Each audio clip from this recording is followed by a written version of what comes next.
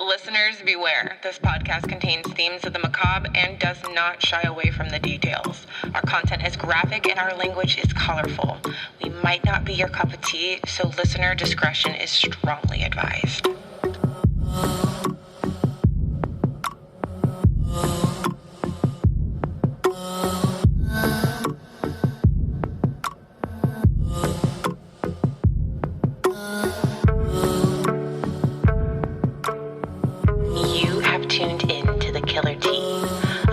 Hosted by two best friends with a proclivity to decipher the deeply demented minds of murderers.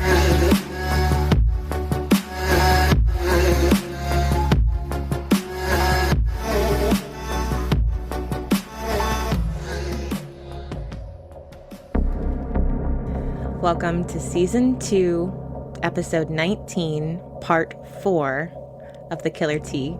On today's episode, we will be discussing Aileen WUORNOS, the Damsel, death. We are your hosts, Chelsea and Christina. Welcome back. Part 4, guys. This is it. The end. The end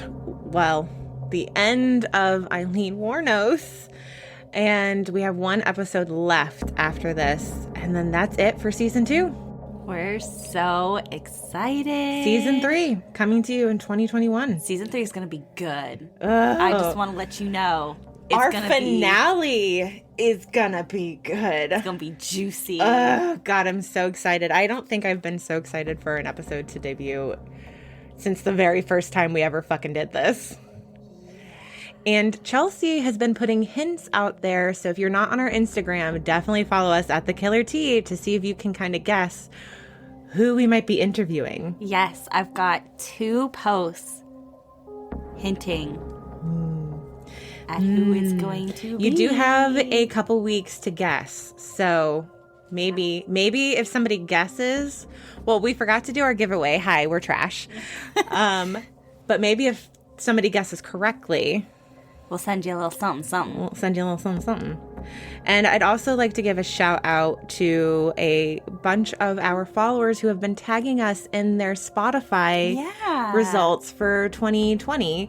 So I think we've gotten about 6 tags so far of people saying that we were their top listened to podcast. Thanks, guys. Most sweet little angel babies. We love y'all so much. All right, that's enough banter. Usually we don't go that far into all that stuff at the beginning of the episode. So, Chelsea, where did we leave off? What happened? Where we last left off, we were with the police. They're very stumped. They don't really have any big clues on who could be killing these men. And the only thing that they kind of have that they're not even really relating to the murders, but to only Peter Sim's car, is the 2 women that the police officer saw on his way to the car crash scene that involved Peter Sim's car. Remember, the ladies made quite an impression. They did. They chugged beers before jumping back into the car and taking off down the road. And then they told the police, more or less, to fuck off. Yeah. So very memorable. Yes. Very, very memorable. The police, they're stumped. They've got a puzzle on their hands. They don't have very many leads to go on. They remember these 2 crazy ladies, and they find the car as a bloody mess, right? There was a palm print at some point in time picked up from the car. Did that belong to Aileen or did that belong to Tyria? No, I believe that belonged to Aileen. And you remember, Aileen has a record here. She's been fingerprinted multiple times. So the police end up giving descriptions of Aileen and Tyria to the media in hopes of locating Aileen and Tyria. And again, they're not looking for them as murder suspects. They're looking for them for information. Yeah. However, they do start canvassing pawn shops in Florida to see if they can find anything that may lead them back to these gentlemen that were found murdered. And Aileen makes an impression everywhere she goes. Yeah. She's a boisterous, loud, argumentative, confrontational, and then also in a weird way charming. Yeah. So people remember her. Luckily, the cops end up locating a few items belonging to the victims in various pawn shops. And as we mentioned before, pawn shops often require those who are pawning items to submit their fingerprints. This helps them kind of cover their asses should any items come back as being stolen. They end up running these fingerprints, and since, again, Aileen and Tyria now have been arrested and booked, the cops are now aware of who has been pawning these stolen items that are being linked directly back to these murder victims. On January 9th, 1990, Aileen was arrested for an outstanding warrant. I can't remember what the warrant was for. A bar fight, I believe. A bar fight. Upon further inquiry, they discovered that Tyria is in Scranton, Pennsylvania. I hope we have some other office nerds here because this is twice now that we've talked about Scranton and it always cracks me up. Anyways, sorry, segue. The police reach out to Tyria. They want to know what's going on with these items that they found out at the pawn shops. And they kind of want to muse over their suspicions about her and Eileen's involvement in the death of Peter Sims. So, as you can imagine, Tyria is panicking because despite what they've been saying, would later say in interviews, they know Aileen has killed someone, and I'm fairly certain they know Aileen has killed more than a few people. And as we've mentioned before, Tyria did not have a criminal record until she got involved with Aileen. And I imagine your girlfriend murdering someone sits pretty heavily on your shoulders. I would think so. So she's scared. And I know we've criticized Tyria fairly heavily in these last couple episodes. But overall, I think Tyria was probably relieved to have this opportunity come to her. Okay, so that's valid. We have scrutinized Tyria, but also Tyria is kind of I don't believe that she's the end-all be-all reason why Aileen was ultimately picked up. No. But she definitely is the main reason why Aileen was picked up. Tyria agreed to get a confession out of Aileen in return for immunity to any of the crimes because she gets picked up by the police, instant panic mode, words are tumbling out of her mouth. The police agreed and set Tyria up in a motel in Florida where she would attempt to get a hold of Aileen and get her to confess to these crimes. You can imagine Tyria is sitting in a motel room with a phone that is tapped. They're recording her conversations with Aileen. And she actually ends up calling Aileen numerous times, telling her that she was terrified about what would happen to them if they were prosecuted for the murders. Tyria knew those murders had been committed, is basically pulling on all of Eileen's fears here. Well, also, I think we skipped over this. They have broken up. They're not talking to each other right now. Aileen is surprised to hear from Tyria because she thought that Tyria was done.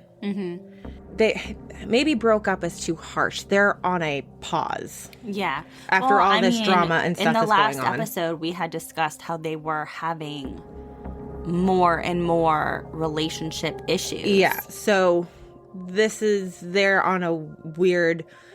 Aileen is not expecting to hear from Tyria. Because Tyria went back to... That's why she's in Scranton visiting her family. As far as Aileen knows, Tyria is back home in Pennsylvania spending time with her loved ones. Yeah, distancing from each other. So hearing this comes to a surprise. But then Aileen is kind of like... Well, I have to protect her. Yeah, is somebody in the room with you? And then realizes, oh... shit's going down. We're caught. So she more or less confesses or tells Tyria over the phone, like, whatever you need to tell them, I'll confess to because you're innocent, more or less. Did you read or see anything about them actually swooping in to get her? No, I didn't read up on that. Okay, it's really fascinating. Okay. The undercover detectives go to the bar that Aileen has frequented with Tyria, right? They know immediately that she's there, all that stuff. And they try to be real chummy with her. They're buying her drinks, and they get along really well. They're trying to get her out the doors in order to just move in on her and get her locked up before she runs away. However, that doesn't happen on the first day. So the next day at 11 in the morning, they go in, and Aileen is surprised to see them there because, there's just supposed to be some out-of-towners, and they had given her money the night before and were pretty good entertainment and company. So she was excited. Hey, more money so I can play my favorite music on the jukebox. And I think they tried to elicit sex out of her, but I can't remember entirely. I could be wrong. They do get her to go outside, and it's either they're asking her if she wants to drink and party or if it's for sex favors. When they get out there, they have to continue to pretend that they want something out of her. And the undercover detective is starting to panic a little bit because he knows she's got that .22 caliber pistol and that she will kill him. And he's literally walking into the lion's den, and he can't break character.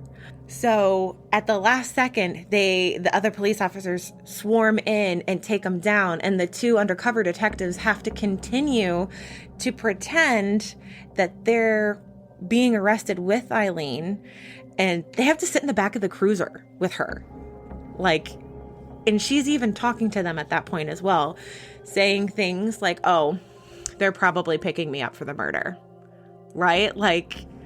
She fucking just was so I think I had heard a little bit of that, but when I was doing my research... And this is a very rough, condensed version of it. It was just crazy to me that they literally had to go undercover and do a whole thing in order to get her. That is crazy.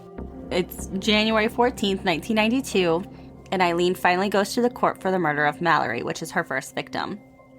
During the trial for Mallory, his history of sexual assault charges were not brought forth as evidence for her defense. Her defense team used her history of abuse, bipolar disorder, and a new diagnosis of APD as her defense, as well as her confessions being obtained involuntarily, but with her past criminal history pretty much against her and literally not one witness willing to testify in her defense, she's sentenced to death. Aileen didn't have any friends. Actually, she had one friend. One friend back in Michigan. And they weren't witness to any of the crimes. No. So essentially that friend was only present for moral support. In fact, her family testified against her. Bringing up the fact that there was no mention of Mallory's past is important because this case isn't as cut and dry as you think it is. Yes, she is a cold-blooded killer. 100%. We're only talking about Mallory. That first attack was self-defense. And it's worth mentioning because she deserves to be in prison for the rest of her life. Oh, 100%. Did she deserve death? I don't know. That's up for you guys to decide. So there's more coming. On March 31st, 1992, Aileen pled no contest to the crimes against Humphreys, Burris, and Spears. In their own statement to the court, Aileen said, "I wanted to confess to you that Richard Mallory did violently rape me, as I told you, but these others did not. They only began to start to." She was given 3 more death sentences for these murders. Some things here to kind of sift through. Chelsea had mentioned, maybe not in the last episode, but maybe the episode before that, at how potentially she was in this reaction state where she was taking the offense rather than the defense. She was trying to prevent a sexual assault that maybe wasn't actually happening. Because she was living in a state of being triggered from the first initial attack with Mallory. She's in fight response constantly. That's at least the stance that we are kind of taking. Now, remember, we're not psychologists or psychiatrists. This is just what we believe was going on with her psychological state based on the research that we've done. Does not negate the fact that those men did not deserve to die. No, absolutely not. Does not negate the fact that she killed them in cold blood. she's still a fucking murderer. She should have gotten the help that she needed way, way back in episode 1 when we talked about her family wanting to institutionalize her, but they were too scared to institutionalize her. I mean, if they had taken that road, these murders may have never happened. I just bring these things up because I personally believe she was not of sane mind. I agree. And there are other things that we'll get to validate that. We'll get to those other things. In June of 1992, Aileen pled guilty to the murder of Karskadin and was given her 5th death sentence. During this trial, the evidence against Mallory was finally brought forward, but the judge refused to give Aileen a retrial on Mallory's murder, which personally I think is a little suspect because I think she deserved that retrial on Mallory. In February of 1993, Aileen pled guilty to the murder of Antonio and was sentenced to death again. No charges were brought against her for the murder of Sims, and his body was never discovered. And they basically couldn't prove that she had killed Peter Sims, even though she was in his car. Eileen's version of events is inconsistent. Her story is going to change wildly, constantly, with every retelling. Initially, she claimed self-defense in all 7 cases. Then she changed it back to say, well, it was only Mallory who raped her. And then she jumped to saying that, oh, no, the other guys did try to rape me. And then she'd have moments of where she's like, nope, I deserve to die. Let it all go. Yada, yada, yada. She talks about how some of these other ones are robberies and she wanted to leave no witnesses.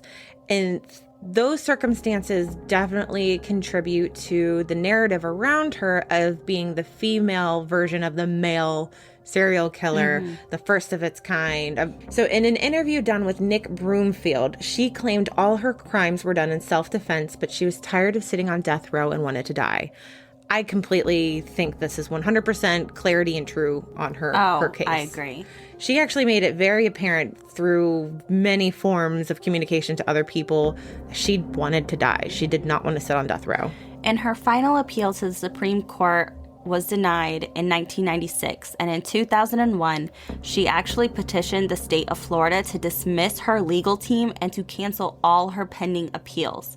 She stated that, and this is a direct quote from Aileen, "I killed those men, robbed them as cold as ice, and I'd do it again too. There's no chance in keeping me alive or anything because I'd kill again. I have hate crawling through my system. I am so sick of hearing this she's crazy stuff. I've been evaluated so many times. I'm competent, sane, and I'm trying to tell the truth. I'm the one who seriously hates human life and would kill again."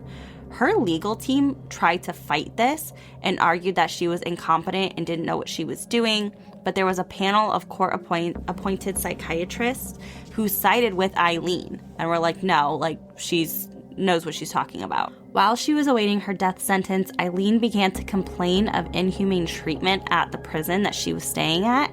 She said that she overheard conversations among prison personnel and is quoted as saying, "They were trying to get me so pushed over the brink by them that I'd wind up committing suicide before the execution," and that she overheard the guards discussing that they wished to rape her before the execution.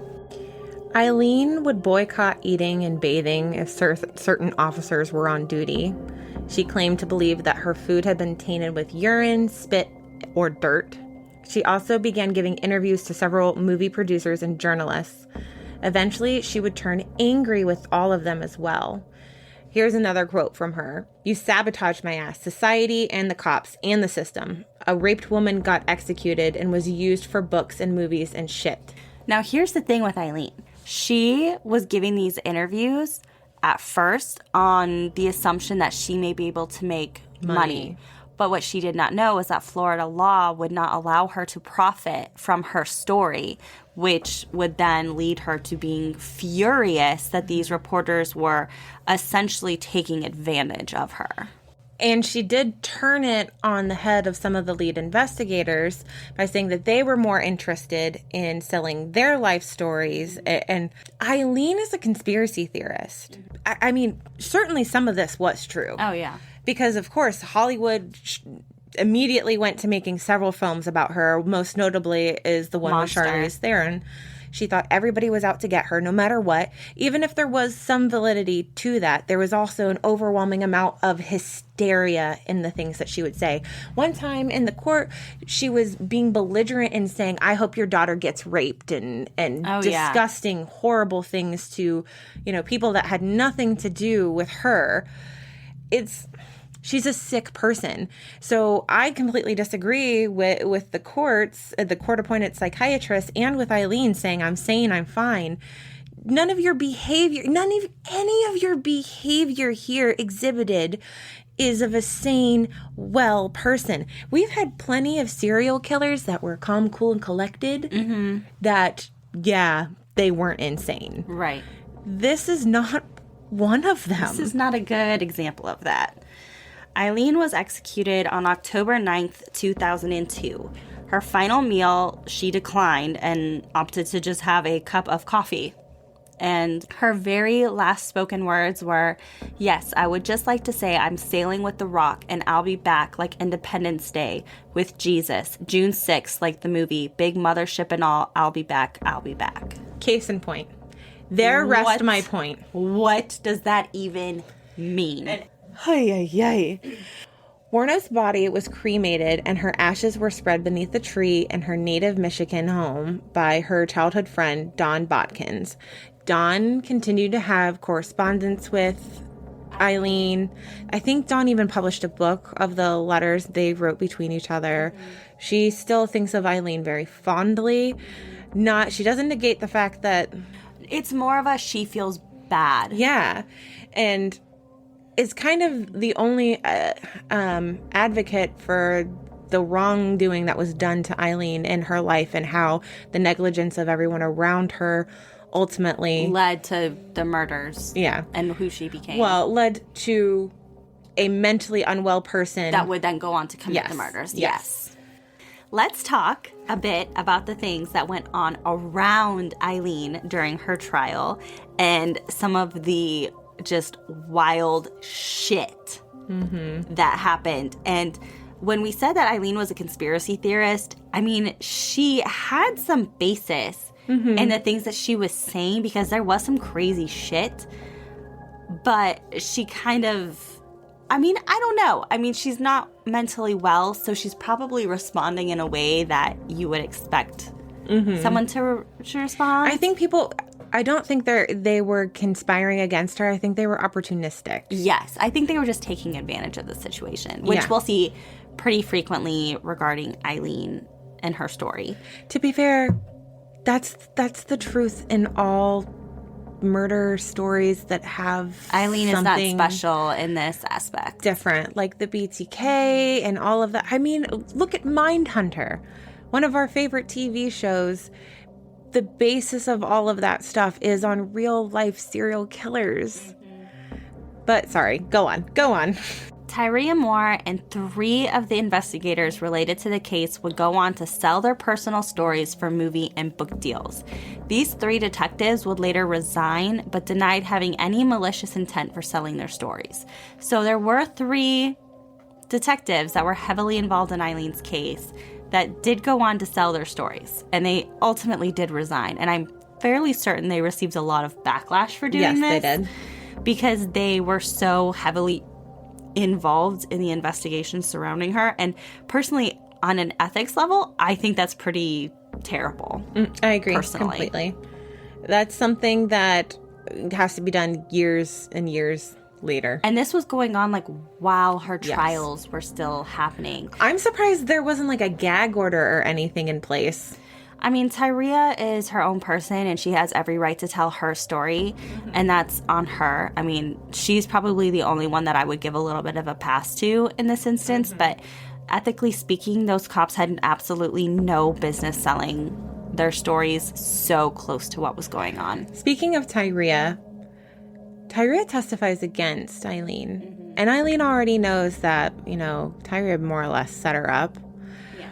But when Tyria enters that court and begins her testimony against Aileen, Aileen is still looking at her like a little lost puppy, still searching and hoping. wanting Tyria to look at her and like there's to still be a connection, and Tyria refused to make eye contact with Aileen, and Aileen was devastated. That's how much Aileen still loved her, even knowing that she sold her out. Yeah.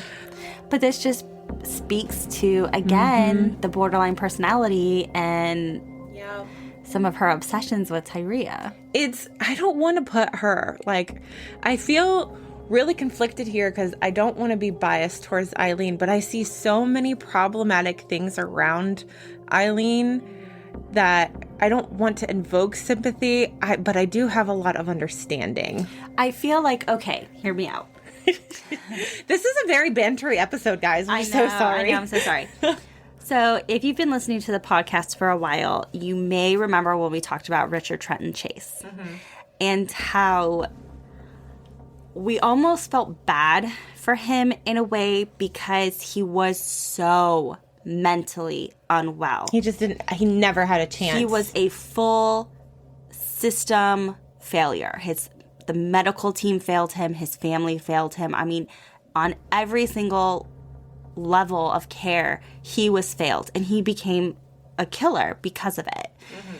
And I almost want to draw parallels because Aileen was let down by her family so heavily. And the heartbreak that you feel in that circumstance is applied to the victims because it's devastating that they lost their lives for no reason. Things that a community around that person could have prevented. Could have more than likely prevented. And I think that is important to mention is that community, at the basis of all of this stuff, community support from friends and family and neighbors are so important to our entire psychological development and structure.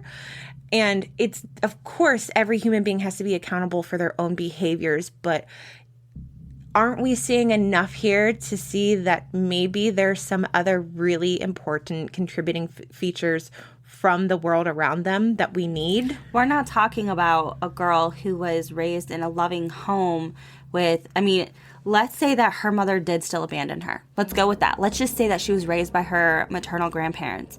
Had those grandparents been loving and caring and nurturing and brought her up in a quote-unquote healthy environment, would we have seen this Aileen come of it?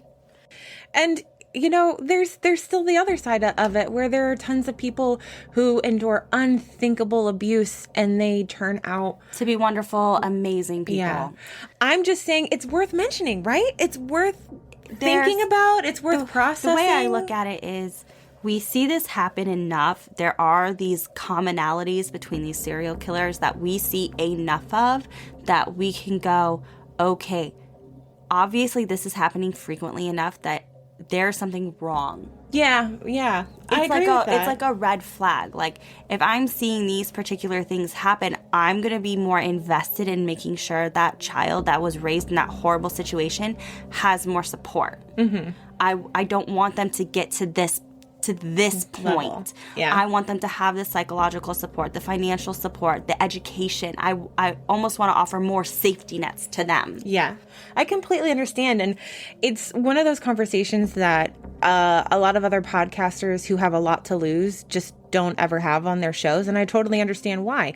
We have fuck all to lose. We have no sponsors, no nothing. So why not? Like, let's talk about uncomfortable things. And this is one of them. And it's really hard to try and exist in this space between what is right and what is wrong. And it turns out there's this big fucking gray area where you want to fix the serial killers, but you also don't want to diminish the suffering of the victims. But the way I look at it is those victims didn't need to be victims had those safety nets and indicators been there. I concur, friend. Okay, we lost the plot a little bit. Let's go back. So where are we at? We're talking about what was Arlene. kind of going on. Oh, we're talking about Arlene. Yes, we're talking about Arlene. Ooh, okay. So once upon a time, there was this lady named Arlene, and she discovered Aileen through all of the news outlets and everything that was covering her. Yes. And Sky Daddy came down and he spoke to Arlene and he told her to go help this woman, to go help Aileen. In case you don't know, Sky Daddy means God. Yes. So God spoke to Arlene and wanted her and her husband to go and help Aileen Wuornos, the serial killer. This shit is crazy to me. Arlene was very open about her claim that Jesus had guided her to write to Aileen. And she would have interviews with Aileen, and then she would sell her story to make money, but then she would use that money to help Aileen. Like, she would hire her new lawyers. And she hired a new lawyer, Stephen Glazer. And the chief assistant public defender, Tricia Jenkins, actually would go on to accuse Glazer of mishandling Wuornos' subsequent cases and appeals. Arlene hires this new lawyer for Aileen, right? Mm-hmm. And then he completely mishandles Eileen's case. And Aileen ultimately gets, 6 counts of the death penalty? And your number one job as a lawyer is to try and keep your client alive. From an article on capital punishment into context, it stated that, and this is just a direct quote from this article that I read, Jenkins, who was the chief assistant public defender at that point, Jenkins testified that Glazer never picked up the discovery files from that case, even as he prepared the case in Marion County. Instead, Glazer filed a notice that he was taking over the case and a motion to change Wuornos' original not guilty plea to no contest on the same day. He told me he was taking the case because he needed the media exposure. If somebody had stepped in, had a different attorney or whatever stepped in, this would have been a very good case for ineffective assistance of counsel, which is something that, if anyone follows the Adnan Syed case, is a really big topic. Can you explain what that is exactly? Basically, that just means that their lawyer did not perform at a reasonable level of competence. Essentially, in layman's terms, is what that means. So by Glazer not picking up the discovery files from that case, he didn't have all the information that he needed to present Eileen's case. To save his client's life. And so, I mean, not to say that she didn't deserve to rot in prison for the rest of her life. She 100% did. Mm-hmm. But he could have possibly avoided the death penalty for her. And then there is also the entire argument that if it is a mentally unwell person allowed to be put to death. And across the United States, the consensus is no. But we're talking about Florida. Florida man. Eventually, the relationship between Aileen and Arlene would fall apart. Aileen began to suspect that Arlene had ulterior motives and was really doing this for her own good. But before we get to the very end of their relationship, Arlene legally adopts Aileen. This is from the Chicago Tribune, that Arlene decided to adopt Wuornos, who was only 6 years her junior, because she sensed a kinship with the killer by looking into her eyes on TV. Any way you slice it, there's some pretty problematic behavior that happens on Arlene's part. Whether or not we can decipher her intentions, there are some interesting decisions made financially that does benefit Arlene. And, you know, I think we would be remiss if we didn't mention that by adopting Aileen, that becomes your next of kin. And if you sell your story or make money off your story... Arlene could have definitely made some serious profit. Now, this is all... conjecture. Yes. Just our thoughts and opinions. Thanks. Okay, thanks. Bye. All right. So, that is ultimately the end of Aileen Wuornos. However, that's really not where the controversy ends, the story ends. Her case is still looked at and torn apart and regurgitated to this day. Yeah, for sure. We've touched on a bunch of stuff, and like I mentioned, we bantered a lot more in this episode than we probably ever have. But There's a lot of social issues tied in with Eileen's case that on surface level you wouldn't realize is there. Right. But once you start digging, there's a lot. Yeah, there is definitely a lot here. And I feel like we did kind of talk a lot about Aileen in a very empathetic way. And if you thought that we were, thinking that Aileen had been done very wrong to, you're wrong. No, none of these serial killers have been done wrong to. No. You're a serial killer. You made a choice. Yes. With that being said, we feel bad for childhood Aileen and the cards that she was dealt.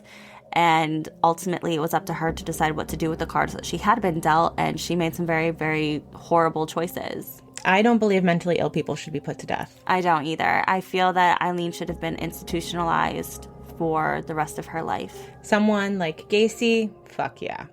So we've talked about this before where there are some that we believe should still be able to remain on death row and or just alive because their brains could be extremely beneficial to the science and education of I personally think Eileen's should have been studied more.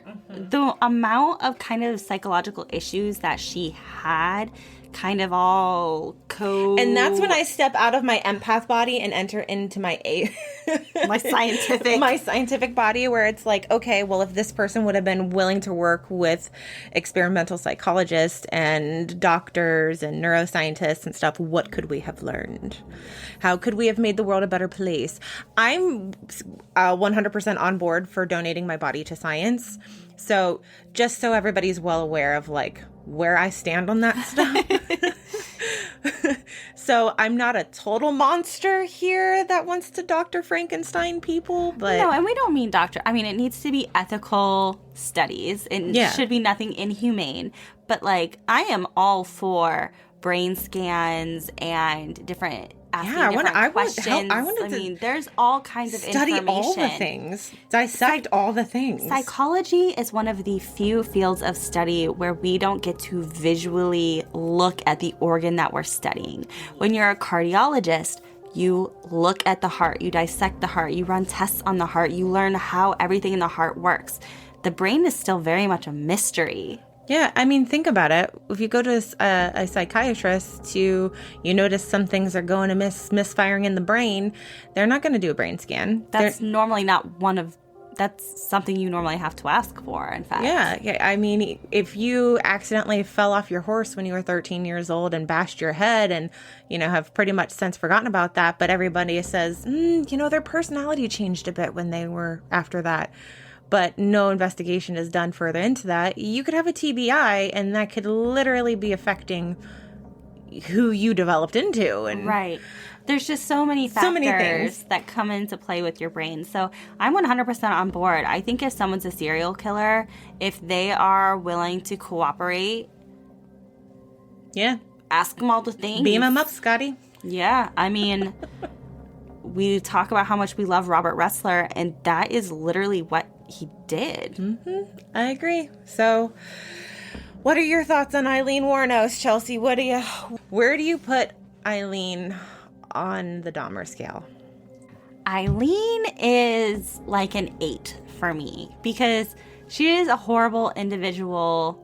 But when I think about the other people that we have talked about, she's not on the oh my god, you fucking monster level for me. She's like a 5-6 for me. Yeah, I was probably aiming a little high, but she's still like, everybody talks about how different and everything she is, and to me, in a lot of ways, yes, she was different, but ultimately she still was kind of a game killer, and it wasn't doing it for the sexual satisfaction.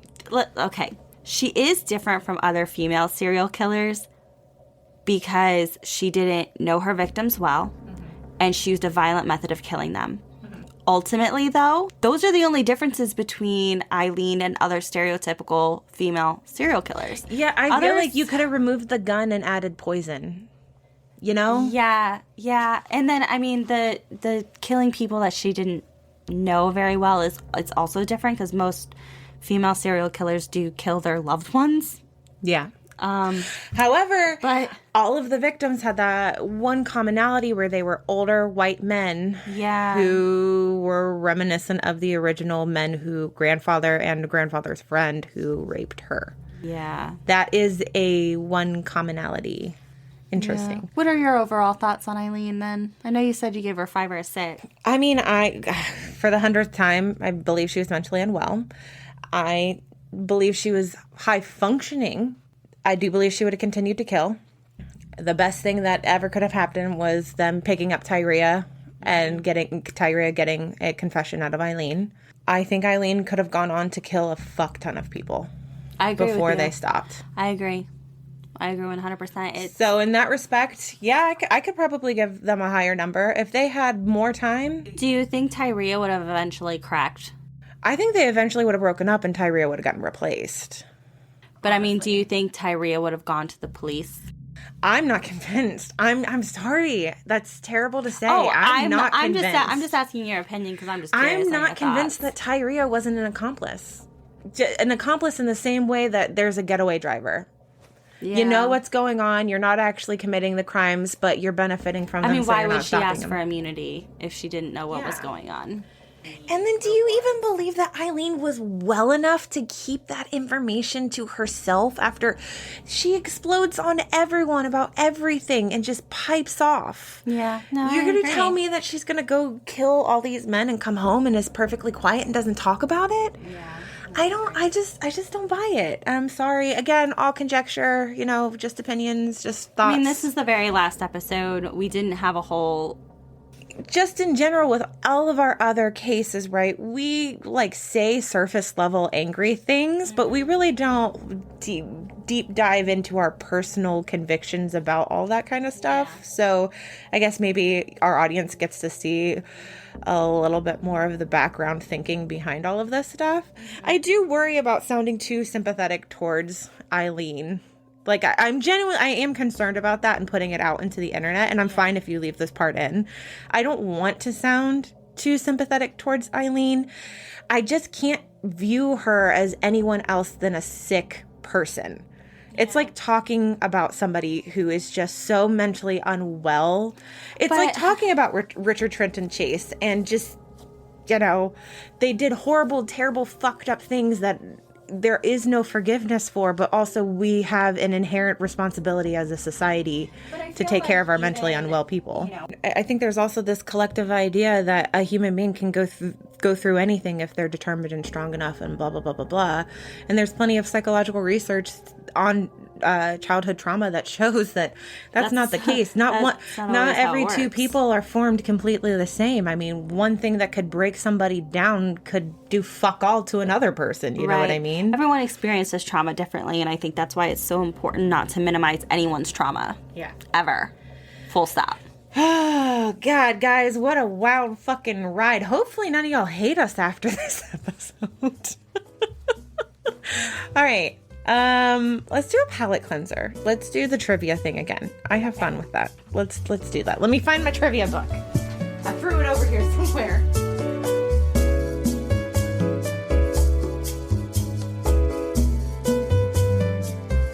Palate cleanser. This is a palate cleanser.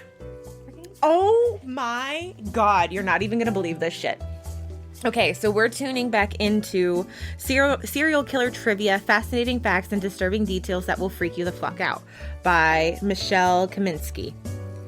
I, just this second that you literally just heard, opened up the book to page 104 without pre-marking it. I literally picked it off my bed, right? I watched her. Okay. This was not pre-planned. Question. Answer. What song did serial killer Aileen WUORNOS want played at her funeral? You're shitting me. I'm not even fucking joking. I don't know the answer. I don't either. But how fucking weird is that? What is the answer? Natalie Merchant's Carnival was the song of choice for WUORNOS, one of the most notorious female serial killers of all time. What the fuck? Okay. I fucking doubt you're going to know this one, but I want to read this. Okay. Question.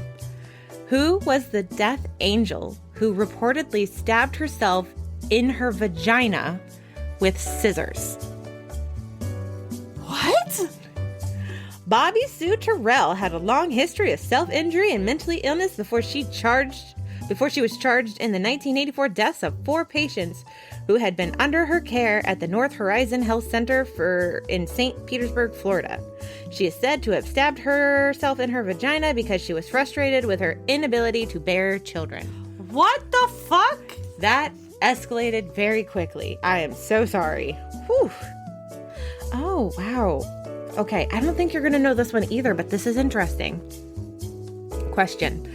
Who was the youngest woman ever sentenced to death in the United States? Ooh, I don't know.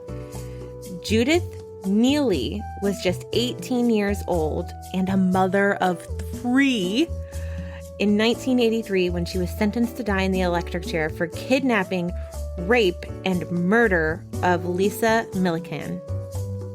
Holy fuck. What? I mean, she's not a serial killer, technically, so we can't cover her, but goddamn. I feel like we should ask this question here.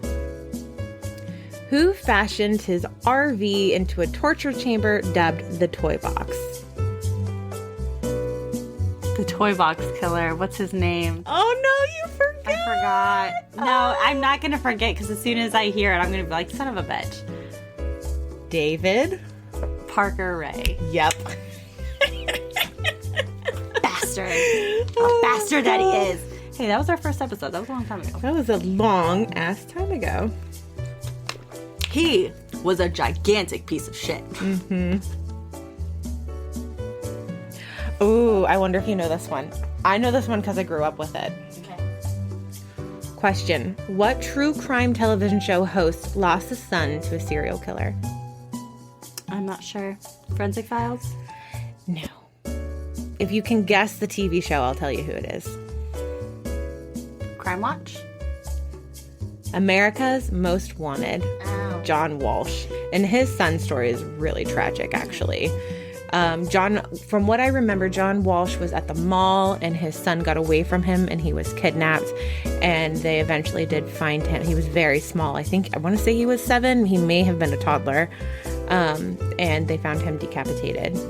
Oh my God, I can't even imagine. Yes. But John Walsh and his wife basically dedicated their entire lives to bettering the police force and investigations and all of that stuff done when it comes to missing children. So a lot of the laws and charities that are in fact working today are because of John Walsh and America's Most Wanted. Like tons of them. And I wish I could think of one particular. I think they named a law after his son, but I can't remember what it's called. I remember his son was Lucas. But no, yeah, that's why he got on America's Most Wanted, was because of all this, the work that he did in his son's case and all that stuff. Yeah. All right, y'all. That's it. That was a wild ride with Aileen WUORNOS. That was a wild ride. The next episode is the last episode of season 2. Do we want to give them... What's a hint? What's a good hint? Chelsea, think. It's someone that we've talked about before. It is someone that we've talked about. And it's not going to be a typical podcast episode. It is an interview. Yes. Just like if you watched our bonus episode of interviews with a Satanist. This is interviews with someone very interesting. Yeah. That we have talked about. So that's your major hint. There's 30 episodes, 31 episodes, 32, something like that. We've got like 32 episodes. We are speaking to somebody that is related in one of these cases. And keep an eye on our Instagram because I'm posting hints. I've got 2 posts coming up with hints on who this person could be. And if you guess it right, we'll pick one person who guesses it right. Mm-hmm. We'll send you something. Yeah. All right, y'all. You know the drill. Like, follow, all of the stuff. Comment on YouTube, Twitter, Instagram, Facebook at The Killer T. Yep. We're still not on TikTok. Nope. Don't pressure us. It's fine. You can email us at thekillerT@gmail.com if you so choose to. And until next time. Bye. Join us in our season finale where we have an interview with a very special guest.